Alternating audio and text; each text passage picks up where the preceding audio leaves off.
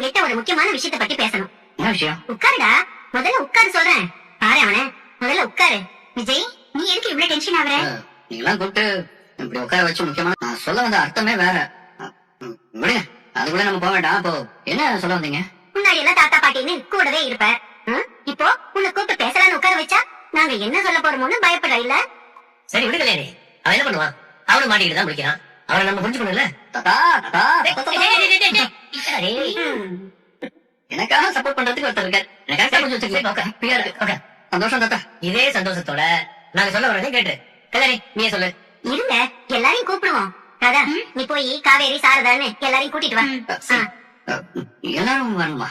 ஆமா, எல்லாரையும் வச்சுட்டு தானே பேசணும். என்னமா தாத்தா?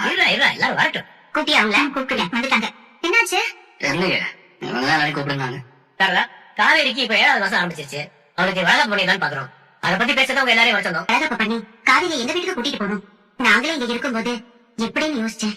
வளகாப்பே பண்ணி முடிச்சாலும் காவேரிய உங்க வீட்டுக்கு அனுப்பி வைக்கிற முடிவுல நாங்க எல்லாம் சாரதா அங்க கூட்டிட்டு போகணும்னு ஆசைப்படுவாங்க. என்ன பேசிட்டு இருக்காங்கல்ல? நான் சாரதா கிட்ட பேசிக்கிறேன், நீ கொஞ்சம் அமைதியா இரு. ஏதா காவேரி இங்க இருக்கறனால என்ன? இல்ல மாப்ள, இதுதான் முறை. வளகாப்பு பண்ணி பொண்ண அம்மா வீட்டுக்கு தான் அனுப்பி வைப்பாங்க. தரதா, காவேரி நீங்க வீட்டுக்கு கூட்டிட்டு போனதுக்காக நாங்க வளகாப்பு பண்ணணும்னு சொல்லல. நீங்க ஆசைப்பட்டீங்கன்னா உங்க பிரச்சனை எல்லாம் முடிஞ்ச பிறகு ஒரு வாரம் வீட்டுக்கு